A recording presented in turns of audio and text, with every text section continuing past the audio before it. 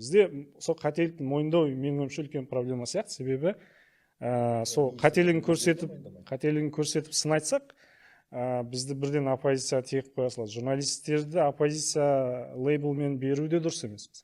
Журналистің негізгі мақсаты билікті сырып тастап, орнына билікке келу емес қой, мысалы. Біз онда ешқандай мақсат. Біз жай ғана кезден басталды мысалы оппозициялық журналист деген. Қазір мен мысалы айтылып жүргенде естімеймін өз басым. Айтылады. Ну, ол мүмкін медиа сауаттылықта да шығар мүмкін. Журналистердің негізгі функциясын біле бермейді.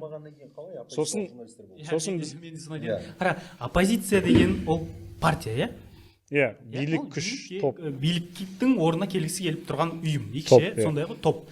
Ол бізде, мысалы, мынаны ажыратып алғым келіп тұр да, мысалы, оппозициялық журналист пен тәуелсіз журналист, оппозициялық журналист деген бізде меніңше жоқ деп ойлаймын, өйткені бізде саяси ұйым жоқ қой, оппозиция. Екі ұғым